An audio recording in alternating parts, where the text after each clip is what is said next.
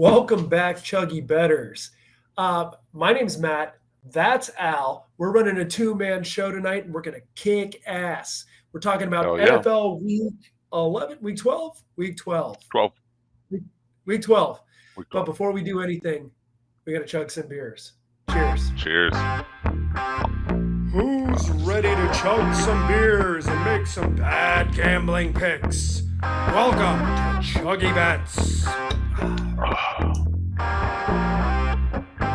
Oh, There it's a great week to be an NFL fan. You know why? Because on Thursday, you're going to chill. You're going to wake up. You're going to start drinking in the morning. And then you're going to roll right into 12 hours of football while family members at your table talk about politics and other things that are ungodly to speak at a family occasion. And we're all looking forward to it. But before we get into anything about football, Al, I got a three-part question for you. Yeah. What time do you start drinking on Thanksgiving? What time is appropriate to start drinking on Thanksgiving? And what's your first drink you usually have on a Thanksgiving? So when do I start drinking? I think that really depends on where I'm at. If I'm getting together with the whole extended family, my wife's extended family, I gotta kind of probably wait till at least like Fox pregame or CBS pregame that for that noon kickoff. So about noon then.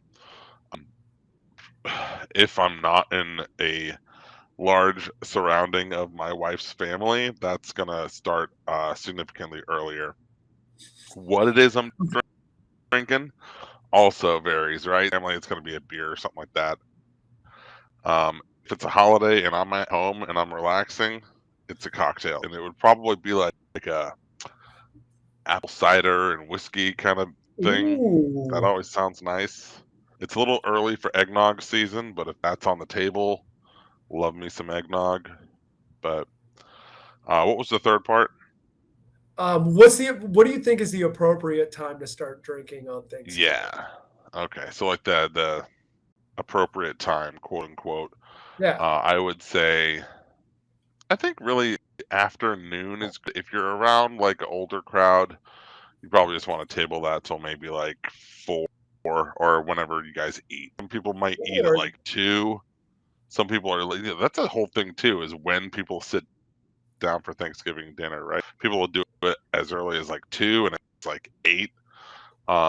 So if you're on the later side, I don't know. It's always weird to me. I don't want to be the first one drinking around like grandparents. I'm like, let me sit on my hands here, which is a sacrifice I make for the sake of my wife. But that's a yeah, big if I sacrifice. were in charge, it's noon at the latest.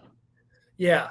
So Thanksgiving is a day for some reason in my head, right? You're coming off the biggest party day of the year, which is the day before Thanksgiving. It's the day everyone goes out to the bars, one of the most full days at the bar, right? I'm too old for that shit, unfortunately. But Yeah, Thursday, that ship I sailed. always start drinking in the morning. Like regardless of the plan. Usually I'll sit at home. My family likes to watch the parade. We have like cinnamon rolls and bacon, some other nonsense. And I probably start drinking around 10 a.m. Um, Yeah. what I start What's drinking, that? Yeah.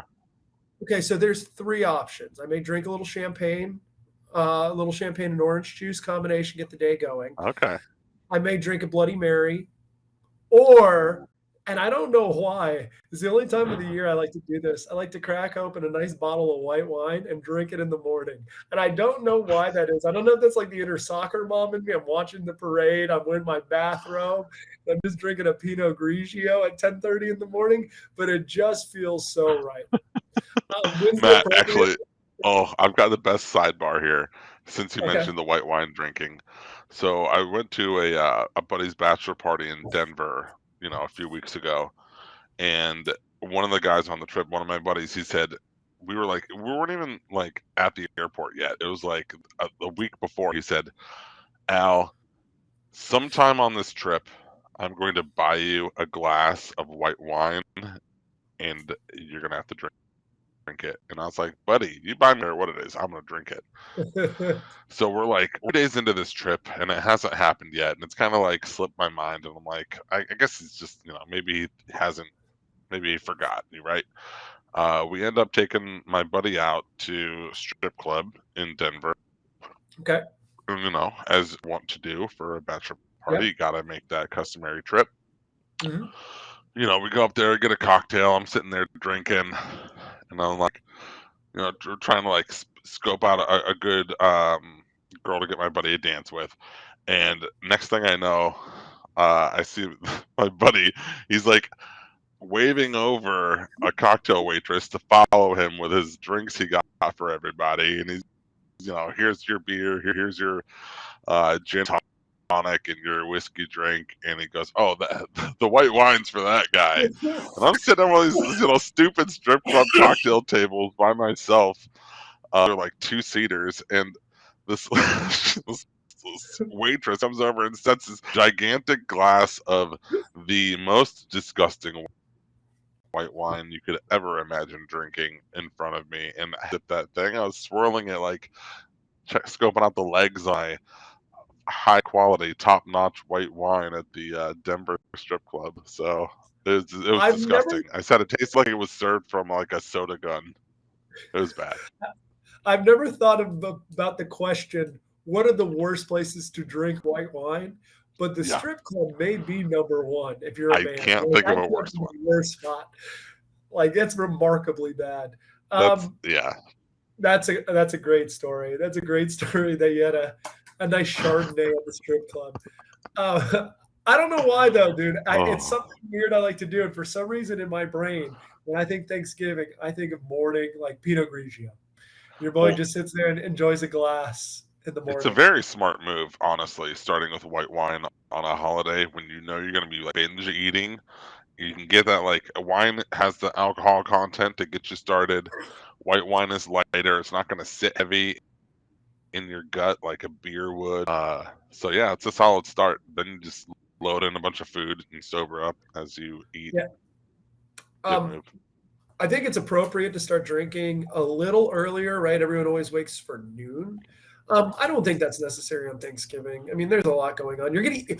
I also don't think it's normal to eat dinner at 2:30, right? That's also friggin' ridiculous. We're living in bizarro world where dinner's at 2:30, drinks start at 10. In my mind, like if dinner is 2:30 and it's normally like 7:30, then that means if noon is good for drinking, that's more like 7 a.m., right? As long as the parade's on, you're good to have a drink. Exactly. And there's going to be soccer on too. It's going to be too much engagement. There's going to be soccer on at like 5 a.m., isn't there? Oh my God. Yeah. Are they playing on Thanksgiving? Yeah, they're playing every day. It's going to be crazy. The U.S. is the only country that cares. That's just my rundown. Before we get into any of the football stuff, let's talk one more thing about Thanksgiving. I want you to pick the 4 keys to a perfect Thanksgiving plate for Al, and one dish that you can get the hell out of here. You don't want to see it again. Okay. So, I mean, you got to have turkey. Turkey's got to be on that plate. It's not a Thanksgiving meal. I could totally understand someone saying turkey, get it the hell out of here, because it's honestly probably not the top 5 things on that plate. But agreed, it's going to be a Thanksgiving meal, right? Put a little gravy on it if your turkey's dry. Next to turkey, for me, you got to have green roll. That's for sure. That's a lock. Love it. Either mashed potatoes and gravy or mac and cheese. You could do the 2, but I think in a situation where I'm stuck with 4 options, I got to go with one of those. Yeah. And I think I want to go mac and cheese just for a little bit of like shift in I think mashed potatoes and gravy, turkey with gravy, it all kind of blends together. So give it a little like pizzazz, a little differentiation of textures there, and go mac and cheese. I had Friendsgiving this past weekend, and I didn't even know what I was eating, and I said, this is what I love about Thanksgiving, is I don't even know what this is, and it tastes good. It's just like cream and cheese and some sort of vegetable. Love it. Oh, it's always good. So that's mac and cheese, green bean casserole, turkey. The 4th one is going to be I feel like in my head I'm saying get something that's like not awful. That's a little bit healthy. Stupid. So I'm gonna say whatever that crazy amps up as a random side vegetable that you're like, I don't this is, but I think it's cauliflower, or maybe it's broccoli, Yeah. or maybe it's chicken. I'm not sure, but yeah, there's enough cheese and cream on that shit. Though anyway, my wife's aunt makes us a yellow squash casserole that's really good. Ooh, that So sounds that's good. yeah, that could be the filler. So it's a bit of a wild card spot for that fourth one. So a bit of cheat move there on my part. But what's on your plate, Matt? No, what are you getting rid of? You don't want on the plate at all. Oh, okay. Brussels sprouts. Like I love Brussels sprouts, but Thanksgiving, get them I eat that Yeah, shit. fair enough. That's a weekday meal. That ain't a Thanksgiving meal. You know what I mean? Yeah, there's nothing special about this. Yeah. I'm going turkey. You got to have turkey on there, right? I'm going stuffing. If someone makes a really good stuffing, and I'm not talking stovetop, and look, I grew up on stovetop. No, I'm yeah. not Sorry. Yeah. Time out. Get rid of the fucking vegetable stuffing. I'm a fucking dumbass. Turkey stuffing, mac and cheese, green bean casserole. That's Yeah. my bad. I'm going stuffing. If it's a really good stuffing, my aunt makes like a mushroom infused, like with like a little bit of chunks of like pork in there. Oh, it's awesome. It's Ooh. tremendous. Great stuffing goes a long way. Green bean casserole is a must. It must be there. And then the fourth one is mashed potatoes. I want to be able to pour gravy over everything, and everything I just said, you can pour gravy. Yeah. The one thing I'm That's getting good. rid of, this is going to be a controversial take, is the cranberry sauce that's like fancy. Get that shit out of here. I want my cranberry sauce. I want to dump it from the can. I want it to not be Can-shaped formed. I want it log. to wobble. It's like a colloidal, like alien format. That's cranberry sauce. People are like, Yes. oh, look at this cranberry. I It can infused. I either don't be want a that. whole circle or a half circle, but it needs to be circular in shape, jelly consistency. I'm with you. It needs to look like a snack from the Great Depression. If not, I'm not having it. I don't need fresh cranberries. And look, I appreciate the artisan quality of what you do, but get that shit off my fucking table now. That's Yeah. just my thoughts. I think we're producing some pretty good football content here today, Hell bud. Listen, we can turn this just a Thanksgiving meal podcast because I got more I could go with, but we should probably get into football picks, right? For sure.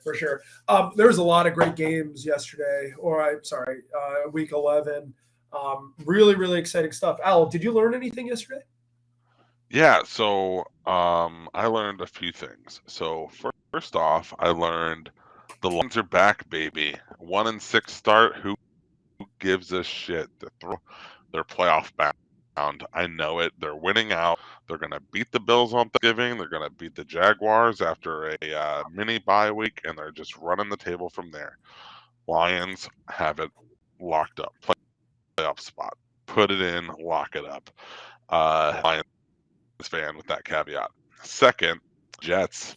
Man, do they suck? Like how bad are the? Did you know?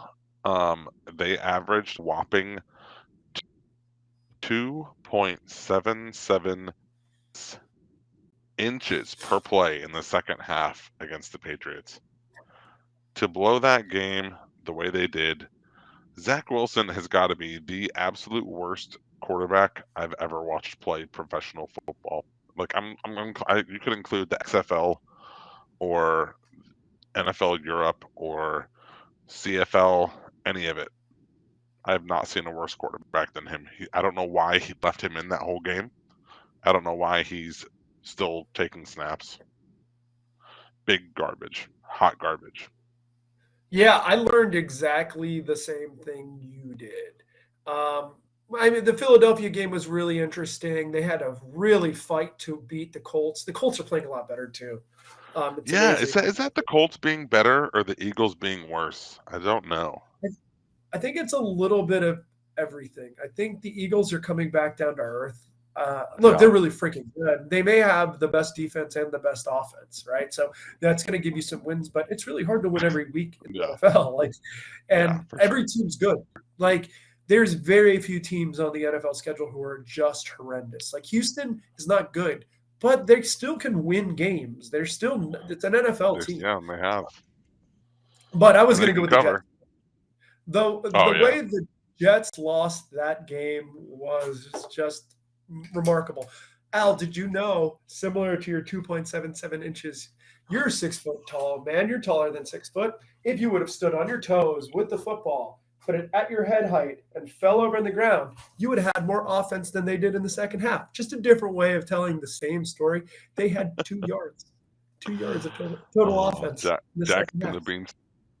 You literally Zach could and the have Beanstalk. fallen forward with the ball on your head and gotten more yardage. So tough day, and that kickoff return. And look, I think everyone here was betting the Jets, so that kind of sucked. It's so funny too. Like let's watching Zack Wilson. He holds the ball. He makes one read. He goes to his second read. I don't even think he makes the read there. I think he just turns his head to look at it, just so he doesn't get yelled at on film. And then he goes to the outlet pass and he fucking throws it way over the dude's head. And it's like the easiest pass any quarterback in the NFL could make. And he did that like multiple times. He's just like playing in a different dimension and a bad one. Bizarro world. It was unbelievable. It's crazy. A little bit of work, a little cleanup work on my fault. I should have gone over the records from last week as well. So let me go back. We learned some things. The Jets lost it, just a head scratcher. It was just puzzling how they lost that game yesterday. But that's what I learned. In week 11, Al went 4-1. Best record on the books. One is ChuggieBet. Your boy went 4-2. Not as efficient. I won my ChuggieBet as well. So we can give each other a ChuggieBet later, or maybe we'll just chug a beer at the end. But yes, everyone on this podcast is betting over 60% on the NFL this year. So kudos to us. We're killing it. Andy went 1-1, and Danny had a rough week. All right. Basically, if you were to fade Danny and follow Matt, Andy, and I on our NFL picks, you would be up something like I mean, I guess we probably overlapped on some picks, but you'd probably be up something like 20 units, like easy, right? Like a lot of money. Come on board. We're here. It's crazy. We're hitting like 60 to 65%. And like we got the podcast history. Go listen to them. You see what our picks were. We ain't making it up. We're good. They're here. They're so here good. for you. Let's get into the action. I'm going to let you paint the picture here because it's Thanksgiving. It's noon. You know where we are. We're at the Pontiac Silverdome in Detroit, Ford Field, whatever it is now. I got the Buffalo Bills coming. The home team, are they the home team this week? They played there last week as the home team. Are they the home team this week too? No. Buffalo Bills at Detroit. You want to paint any color here before I give my pick? I'll paint you a very vivid picture of exactly what I'll be doing as 12:30 approaches on Sunday or on Thursday rather. Okay. We'll be at the point where hopefully I've not been called on, or I've already carved the turkey for my wife's family's big whole Thanksgiving. We go down to, they have a little farm on the creek that we go down to. Great venue. Probably going to be like 30, 40, 50 people there. I don't know. It's always a shit show.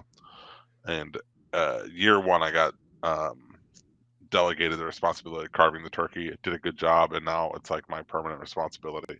So I'll have carved the turkey, snuck out, grabbed a beer. The food's all spread out, and people are getting ready to eat, and I'll be on my phone placing my last minute bets. My wife will say, "Put the phone down. What are you doing? It's Thanksgiving." And I'm saying, "Yeah, okay, one second. My daughter's going to say, "Hey, come on, Daddy. I want to get a plate of food." I'm going to say, "You know what? We'll get you a plate of food. Why don't you go ask Mommy if she's got a plate of food?" And then get that last bet in, turn the TV on that has like Bobo ass in it, like barely gets like 2 channels, but one of them's bound to be CBS. Get the pregame up, and then get my food fixed up, and then I'm ready to rock. And here is my thought as far as actual football goes on that game. I was really tempted to bet the line 9.5. I think the Lions have turned a corner here. I think they're going to win a lot more games this year. But come on, man, it's the Bills. It seems I feel like I got rose-colored glasses on there. I feel like I'm too close to it. Got to step back and just not play this one, even though I'm sure I'm going to actually bet something on it. And if I probably will on this one just because fuck it, I want some action. But I'm not chuggy bet play. So that's my Yeah, summary. I'm That's my taking. summary of the lead off. Well, to lock in a chuggy bet, well, this may not be my chuggy bet, but I'm taking the Bills -9. People always see every Thanksgiving. There's always big spreads. Road teams are always big favorites, and you know what? They always cover. They always win. They always cover. The games are never that great on Thanksgiving Day, and Yeah. that's fine, right? It doesn't need to be great. I mean, There's it's the nature of football. Thursday football, right? Exactly. The games are never that stupendous. Not in a bad way. Detroit hasn't been that formidable for a long time, so maybe I'm using ancient history. But I also think this is a Buffalo Bills team that showed that they can be really good, and they can be really good on that field. You know, they're not that uncomfortable in Detroit. They played there last week. I'm So any of surprised the they left. I would have thought they'd stayed put for 3 days. why did they leave? They touched down and like got back on a plane. It was very, very confusing to me. But I'm laying the 9 here, and I think it's a pretty safe bet to take the over the lines here. Let's go to the afternoon game. Right around dinner time, we got the Giants facing the Cowboys. Al, what you got? Yeah, by this time I'll have had at least one slice of pie.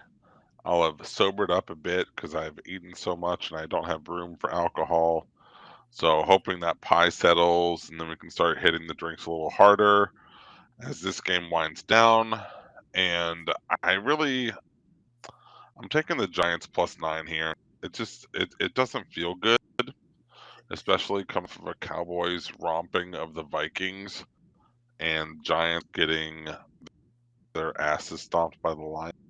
But it also feels like if this line were set, it probably would be closer to 5.5 or 6 points. Yeah, it would So I think the Giants can keep this within a touchdown or so.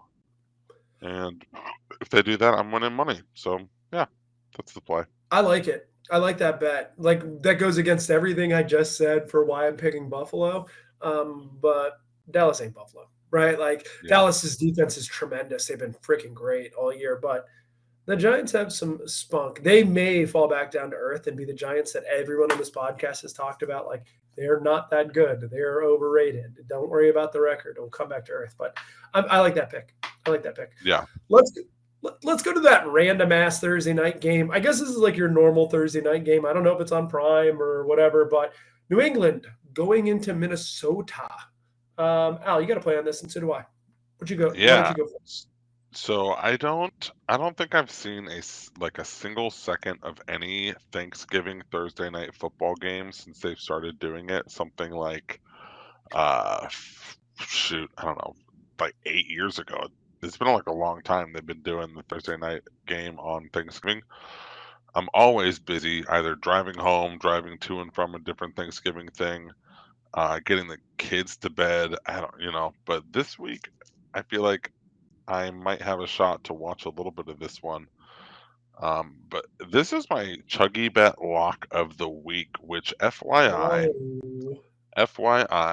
I believe if I scroll up, I'm now 9-1 on chuggy bets in the NFL. You've been really good. And I think that includes 9 straight.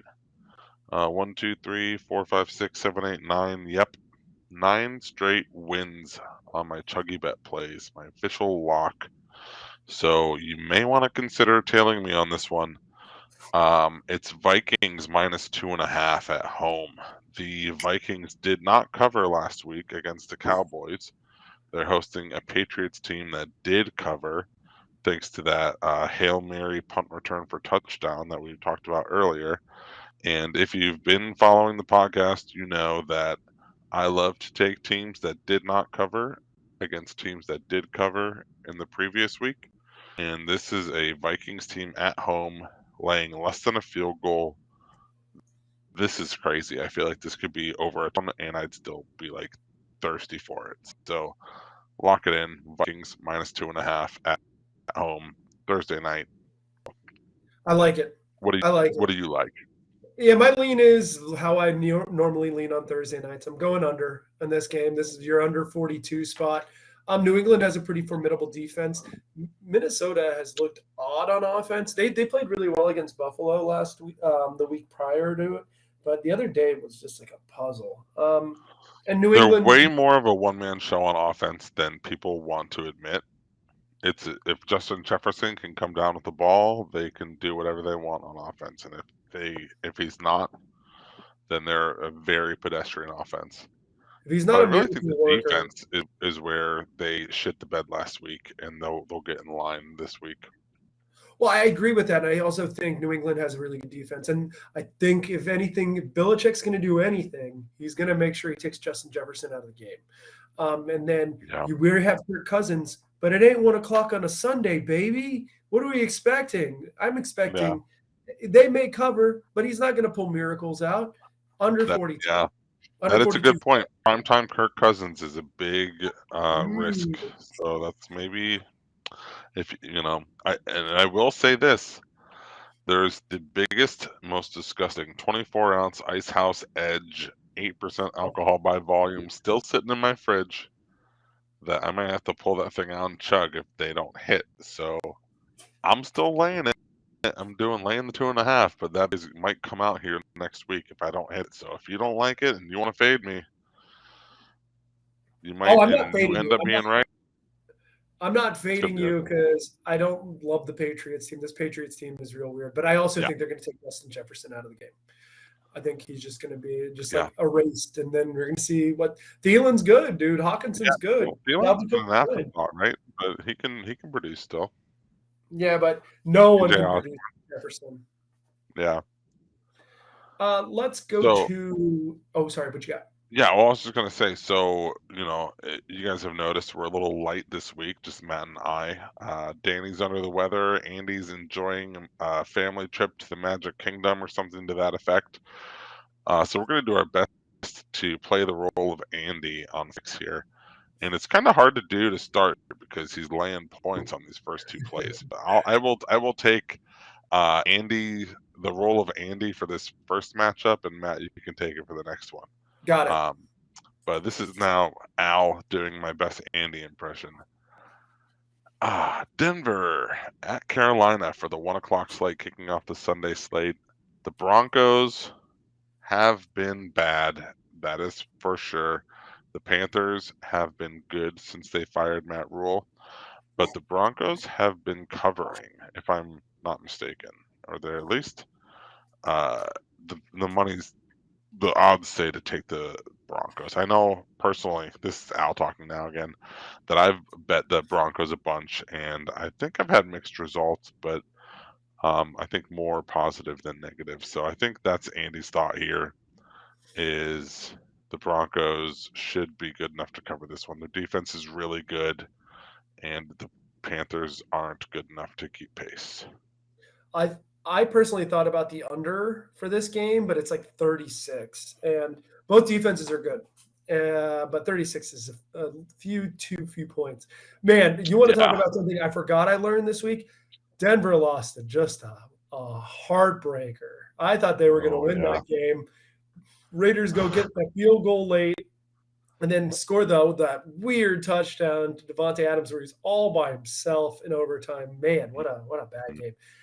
I'm glad. I bet you Denver's real happy about the money they invested in Russell Wilson right about now. What do you say? Oh, my God. That's tough. Terrible. Once they make it, everything will get better. It's got to be the hottest seat in sports, right? Or it's been fired already. Ooh, hottest seat in sports. That's a good question. Let me ponder that. Wow. Well, actually, I know there's one seat that Matt probably thinks is at least a little bit hotter, and that if you haven't listened to our World Cup podcast, that probably belongs to one Greg Berhalter, the manager for the U.S. men's national team, who Matt predicted is going to be canned by January 1st. So. If you haven't listened to that podcast, if you're into the World Cup, take a peep, listen to that. We went over the whole U.S. men's team. and the whole outlook for the whole World Cup. But to circle I back still to the agree with actual that. topic at hand, yeah, I do too. I don't know where they're going to go from here, but he's not the answer. Matt, you've got to play for Tampa Bay at Cleveland. Yeah, so Andy and I Andy. both have Yep. a play here. I'll play the role of Matt first, and I'll play the role of Andy, all right? Tampa Bay has really been improving week over week. Tom Brady hasn't lost a game since he's been officially divorced, right? So his heart is back into the game. It's away from that temptress that he used to live with, that seductress, and it's back with his true love football. No, honestly, this is a bad spot for Cleveland more than anything. Cleveland has been regressing in form, and this is the game before Watson is approved to come back into play. So Brissett will probably wing it a little bit, but I think this is where Tampa Bay is going to easily cover. I'll play the role, Andy. Matt, you are so smart. How did you think of all that? Did you read my notes? Did you get my notes? I got nothing else to say. He covered it perfectly. I think that's what he normally would have done there. I for sure agree. I think he'd probably also compliment you on how handsome you look. I appreciate that, Andy. Thank you. That shirt is. Yeah. Yeah, the prime spot for if you believe in Tampa, them laying 3 points against a Browns team that is largely inept offensively. They can run the ball, but that's about it, and I don't know if that's enough to keep pace with a fully operational Bucs offense. So it seems like it would be a tall task. So it makes sense just to lay the points here in this situation when it's a field goal.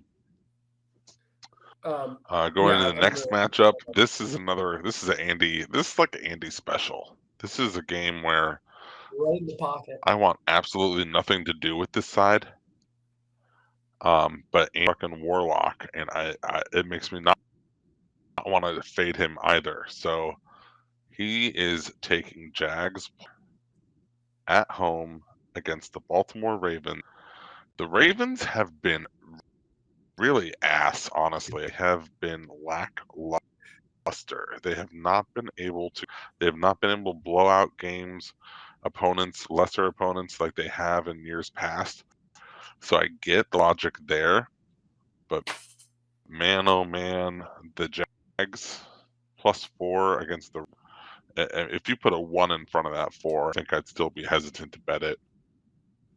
But like I said, Baltimore hasn't been able to cover like they used to. So we'll see what happens. Maybe the Jags can pull one out. I mean, I would have bet Baltimore here, but I trust Andy on this. I didn't like the number either way. If I had to flip a coin play, I would have probably bet Baltimore. But yeah. I trust Andy here. I kind of want to follow him down the Jacksonville rabbit hole and see where it ends up. For the first time in like 4 weeks. Oh, sorry. You got something, buddy? Yeah, so there's just one thing I want to note here, since we're doing our best Andy impressions, is there aren't very many 2.5 point spreads, but a couple lines that have moved into that range since we talked to Andy and got his picks are the Vikings -2.5 and the Broncos that he's already on -2.5. I wonder if he would consider teasing the Patriots and the Panthers to +8.5 on both of those, and putting that in as a teaser. So I will just make a slight note at the bottom here, suggesting that that's something Andy might consider.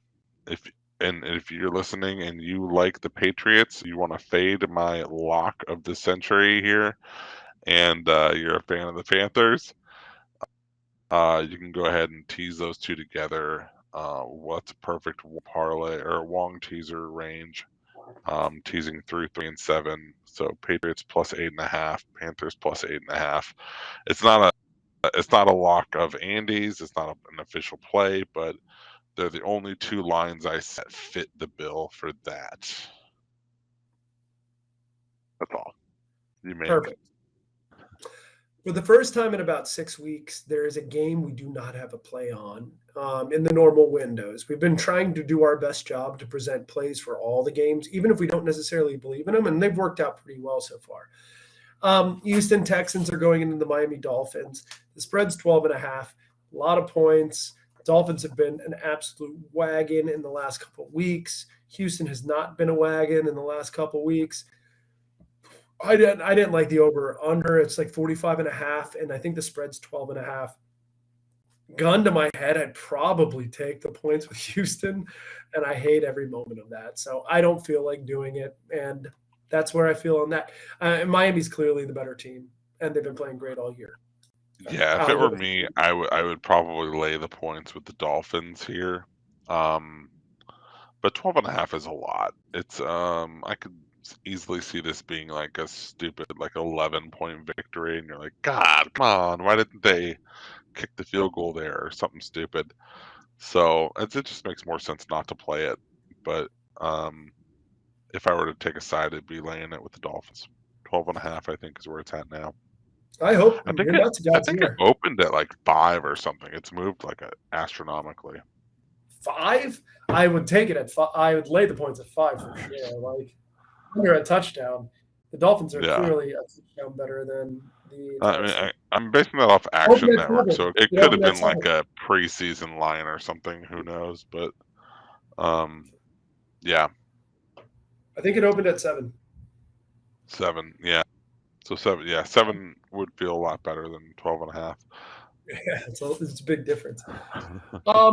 So that's where we stand with that game. I know as a Dolphins fan, I'm going to enjoy watching that game, and hopefully it ends up in my favor. Let's go to MetLife. We got Chicago. The Meadowlands. Coming into it. Chris Berman, what's your pick on this? We're going to go to Andy here first for his take. Listen, you want to tell me a Jets offense that averaged 2.77 inches per play in the second half last week against the Patriots is laying almost 6 points here? It's too many points. It's too many points. You guys know what I love to say. It's too many points. And this is Al. I agree. It's too many points. Andy locked it in. Bears plus 5.5. I got mine, I think, just before that. Bears plus 6. I think it might even be at 5 now. It doesn't matter. The Bears are going to win this game. Wow. So go ahead and play the money line if you want. Take the points if you want. I'd play this at least down to 3.5. I don't see a scenario where the Jets are capable offensively of actually scoring enough points to keep pace with the Bears team that should at least score 13. I don't know. What's the total in this game? I feel like this is a good under consideration too. But it's probably let me take a look. That's a good one. Let me see. Currently, 41.5. I see, down from 48. Jesus, who would have set this line at 48? That's dumb as hell. So yeah, you want to take the under here? I wouldn't blame you. I'd give you my blessing. I'm not going to lock it in as a play, but that's because I already have a solid lock with Bears plus 6. So if you like the under 41.5, go for that too. Yeah, I'd probably follow you and take the points with Chicago. And it does smell like a money line play there as well. But the thing here is Justin Fields has been freaking great, right? He's been really good the past few games when they realize you don't need your quarterback to throw all the time. It's really not that important. Yards gained is the most important thing. Doesn't matter how the yards are gained, as long as you're gaining yards. And I'm sorry, Kirk Ferentz, cover your ears. Kirk Ferentz would call that blasphemy. But yards gained is important. It doesn't matter where that shit comes from. I do think it's going to be an interesting game versus a pretty good Jets defense, right? Gaining yards against the Dolphins defense, it happens, right? I mean, the Jets did their part last week. They held the Patriots offense to 3 points. You hold your opponent to 3 points, that's a win 99.999% of the time. The only time it's not a win is when your offense can't muster more than 3 points, and you also give up a special teams punt return. So that's a pretty rare thing. I doubt that's going to happen again. But I do think this Bears offense is capable of putting up double digits on this Jets defense. And I'm not saying that as a brag. I think a lot of teams should be able to hang up double digits, right? Oh, but I don't think the Jets will hit double digits. Not the way they played last Chicago's week. defense isn't very good either, though. So It's not. But I mean, what do you think the line movement is? And no, let's just talk theoretically, right? Let's just talk theoretically. What do you think the movement would be if they announced Joe Flacco as the starter next game? Do you think the odds would get better or worse for the Jets? So actually, that's actually a really good point. I think to that there is actual real life talk about that. I think there's a very good chance Flacco starts, and I think they will be able to put in. They'll be more productive offensively than anything they could do with Zack Wilson under center. So that's not something I really thought about when I put this pick down, but that makes this line seem a lot more fair. I still think this is going to be a coin flip type game. So in a situation like that, I'm still going to take the points. So I would say lock that the Bears are going to win if Flacco starts. I do think they're still pretty solid to cover, though. I would take it down I don't think like 4.5. I think put it that way. It's a hard thing, right? Because if you bench Zack Wilson now, you just ended him, right? You're done with him. You're moving on, and that means you see no potential in him. You know, normally, I think that's like the ESPN talking ahead hot take. But you think so? I think realistically, you say, look, you're playing like shit. You got to figure it out. You need some time to maybe see things differently. Let's let Joe put a few games on tape. You can hold the clipboard, see what he sees, get a little better picture, because Zack Wilson he's not the answer long term, period. In his current state, the only way he's going to get better is not by standing out there doing what he did last week, but by actually growing as a passer, learning more about the offense and reading defenses, because he can throw it far, but that's literally the only skill set he has. He is an inaccurate passer who is not good at reading defenses. No, that's fair. You know who else that describes Matt? Who? You and me. That's true. Yeah.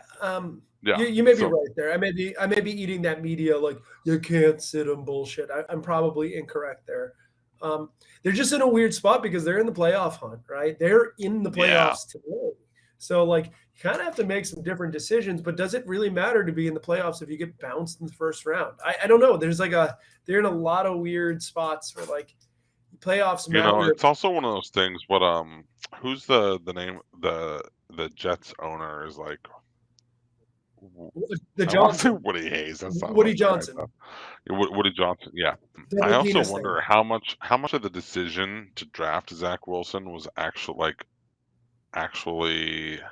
well, was this was Zack Wilson's second year? So Robert Saleh came into this situation with a quarterback he didn't choose, right? I believe so, but let me verify. He's not a rookie. If he is a rookie, for how much? No, he's probably not a Wilson. Not a rookie. Because this is Saleh's first year, right? I think it's his second. You got to forgive us here, folks. We're we're doing this on the fly. We're talking every team. But basically, my point is they came in together. Saleh and Wilson came in together. 2020. Okay. So how much do you think Robert Saleh's opinion came into play when that pick was made? Do you think this is Robert Saleh's guy, or do you think this is a guy that ownership or the GM said, look, we're taking this guy, it's your, because I think Robert Saleh is a good coach. I don't think Zack Wilson on their team. That's a good question. I mean, so I got to do some work. I know we're asking a lot of questions and talking about. So here we go. I got you. Joe Douglas is the Jets GM, right? He came in 2019. He's known for being a good drafter. And I'll tell you that recent draft looks like it kicks ass. So I don't know who to blame here, right? Just because someone Yeah, drafted. and this is more like hypothetical, Yeah, right? yeah, Like I'm not expecting, but that would be my thought here is Robert Saleh is stuck between in my mind, because in my mind I'm thinking he didn't want to take Zack Wilson, but he wasn't the one pulling the trigger. So he's stuck with someone else's quarterback essentially, and trying to make the most of a bad situation. Maybe. Which All to right, his credit, he's done a good job, but that's enough Jets talk, I guess. Sorry, Joey. Sorry. No, look, everyone's shitting on the Jets today. It's been 45 minutes. We got to get this train rolling. We got some games to choose. Let's go to Nashville. We got Cincinnati Bengals coming in to face the Tennessee Titans. What do you got, Al? Yeah, week 1 I shit all over the Bengals, and I said they're a 7-win team, or they're like a 500 sub 500 team. They're 6-4 right now, so they're not too far off that, but they are on pace to have a winning record. So this I was on the fence about, and then when I remembered that, it got me off the fence. So I'm taking Tennessee in the points here. I think the Titans at home should win this game, and they're getting points. So sure, Tennessee plus 1.5 is the play. I like that pick. I like it a lot. We got a couple other games. We got the Chargers at the Cardinals. To be honest, the Cardinals are finishing up their game now with the 49ers. So it's hard for us. Yeah, they got stomped. I know they got stomped. There's a lot of questions with Kyler Murray. We don't know how the line is going to move. I think it's at plus 3.5. I would be astonished if that number stays there with the team that's currently constructed out there. So we could try to postulate, but it's probably better. I'll tell you what. If you want a play on that game, I'm not going to lock it in as an official play, but I would take the over in that one, assuming Kyler plays. You got Justin Herbert versus Kyler Murray, and it's 47.5 right now. So 2 teams combined for 24 points apiece. You're winning money. Yeah. So that would be my play if I had to pull the trigger. How about if Colt McCoy's playing? I'm not playing anything in that situation. You slap the Chargers with as many points as you can. You're like, hey, more money, money. Maybe. Atlanta is going into Washington. I have literally been debating before this podcast started with Al. I have talked myself into both sides and the over and the under in that game. I don't have a clear play here. I'm probably going to lay the points with Washington, but I like what Heineke's been doing. I like the way Washington's been playing, truthfully. I also like the way Atlanta's been playing. It's a game before the season. I was like, it's probably not that interesting. It's far more interesting now. But I don't have an official play on this. Al, do you have a thought on this? No. None of the lines had any appeal to me. So I'm happy to sit that one out. Let's go to the Raiders versus the Seahawks. Al and Andy are on different sides. Do you want me to be Andy, or do you want to play both? You be Andy, but I'll give you my Seahawks take first here. Okay. Geno Smith is good. Andy hates Geno Smith. I'm laying the points. Seahawks minus 3.5. The Raiders are very bad. That's pretty much it. Okay. Well, my thought here is that Vegas won a big game last week in a tough environment in Denver, where Denver was clearly the better team for the majority of the game. And they won it. They won it, right? We could all laugh at Derek Carr's eyeliner running while he's crying. Everyone's making jokes across the internet because people are taking tranquilizers to get to bed. Look, the football's tough. But I also don't believe in Seattle. Look, Geno Smith is going to come back down to earth. They've been playing really good. Pete Carroll may be the coach of the year, but I still don't believe in him. Take the 4 points. It's too many points. Hopefully I did a good Andy impression. I'm going to take us to the Los Angeles Rams and Kansas City Chiefs on this one-man show. I'll have to run really quick. We've got there's 3 of us that are combined here. We're all taking the points with the Rams at plus 14.5. You'd be like, man, Why would you do that? The Rams have looked like hot dog shit. You're right. They have looked like hot dog shit. 14.5 points is a lot of points. And this Rams team has to have some pride in it that they're not going to get absolutely like frog stomped on 425 primetime Sunday football. Al, do you have any thoughts on this? Yeah, 14.5 is a shit ton of points, especially for a Chiefs team that is not particularly good at covering double-digit spreads here. I think the Rams, as long as you don't see, and I mean, this is probably a big ask, but as long as you don't see Matthew Stafford throwing pick sixes here, despite being without Cooper Kupp, I'll tell you what. So when Matthew Stafford was in Detroit and he had Calvin Johnson, and Calvin Johnson suddenly retired, and everyone said, what's Matthew Stafford going to do now that his number one target for his whole career has just folded up shop and taken off? And what he did was he did the best job in his career of spreading the ball around.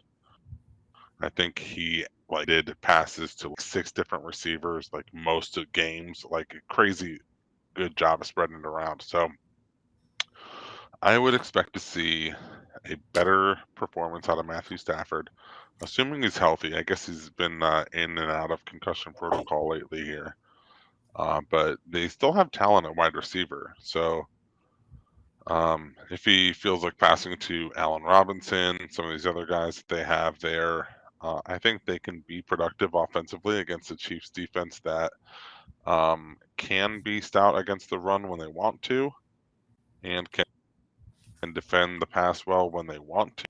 But I really think it'd be a story of the Rams defense versus Pat Mahomes and this Chiefs offense that can produce, but I think there's no reason to think the Rams can't keep it within 2 touchdowns. Do you think there's ever been a time in NFL history where a defending Super Bowl champion has been a double-digit dog the next year?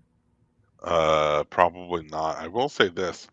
The Lions, the best part about the Lions' 3-game winning streak is that they still hold a top 5 draft pick because the Rams have lost 4 in a row. And currently, the pick they traded to Detroit is slotted for like a pick 5 or pick 4. Hell That's yeah. how bad the Rams have been. So. Yeah, like I said, we could be doing this, and I've been saying all year I don't believe in either of the LA teams, right? I don't think they're good enough as currently constructed. But 14.5 is a ton of points. Arrowhead be damned. Like, I mean, that's Andy, right? It's too many points. Boom. it is That's just too Andy's many. take. Let's move on then. We got New Orleans and San Francisco. Andy's the only one here. I think his logic will be very similar to what we just said. It's too many points. New Orleans has been a scrappy team. They've actually been pretty good last few weeks against the spread. I know I went on here last week saying I don't want any more Andy Dalton. I don't want Andy Dalton. Make the football fun again in New Orleans. Why is it so boring? Yeah. Played okay last week. They covered a spread that I didn't expect. I laid the points and I didn't love it when I did it. Conveniently, they beat the Rams. Conveniently, they beat the Rams. So San Francisco has been playing very well, though, and San Francisco at home is a very tricky team. I wonder what the total is in this game. Do you have anything else to add while I'm looking up the total? So I certainly won't be betting on New Orleans in this game. I don't think on San Fran either. But yeah, I really think Cisco is the team to beat in the NFC West.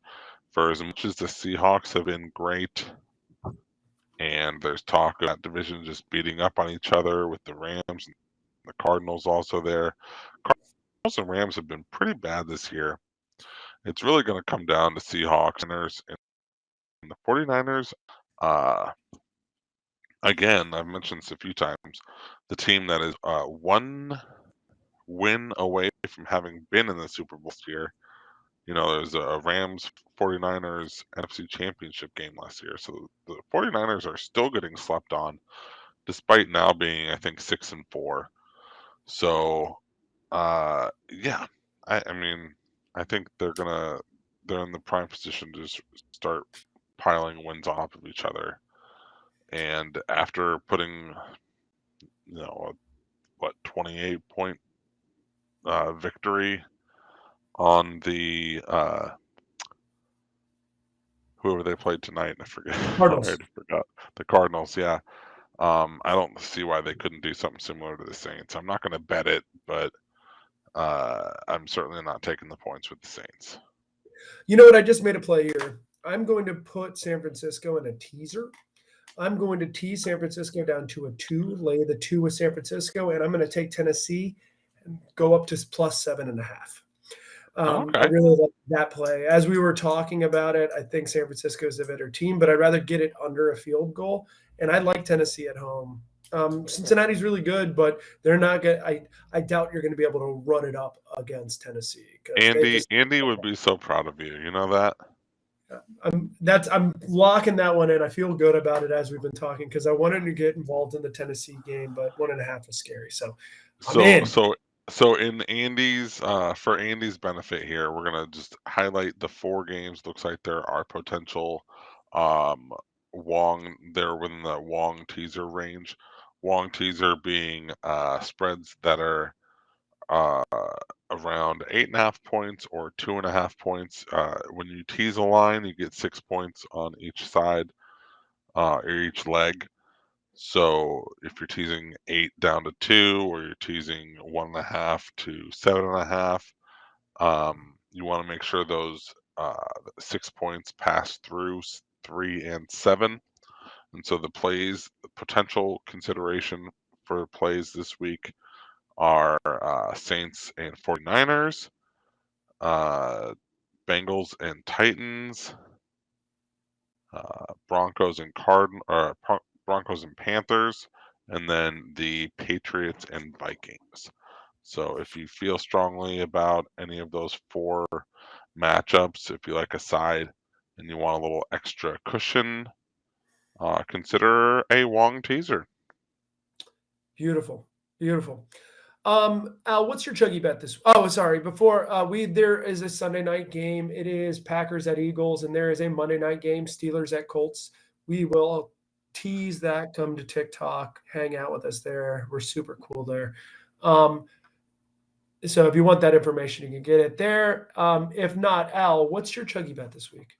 Yeah, it's the Vikings. Vikings -2.5 all day. Vikings -2.5. Cool. If it doesn't hit, be sure to come back here next week, and I'm going to chug a gigantic, disgusting beer, and it's going to be fun to watch.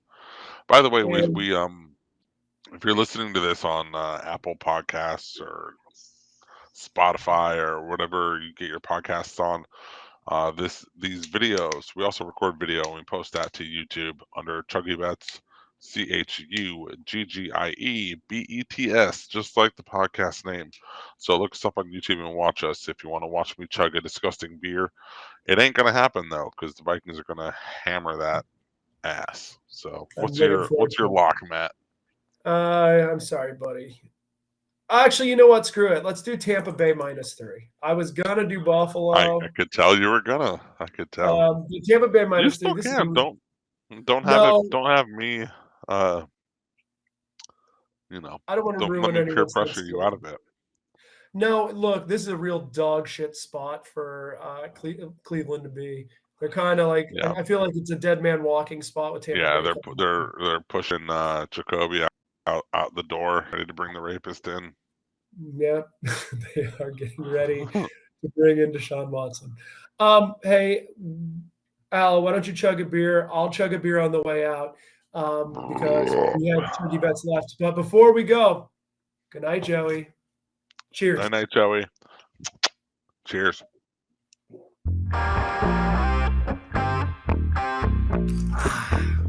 Fresh.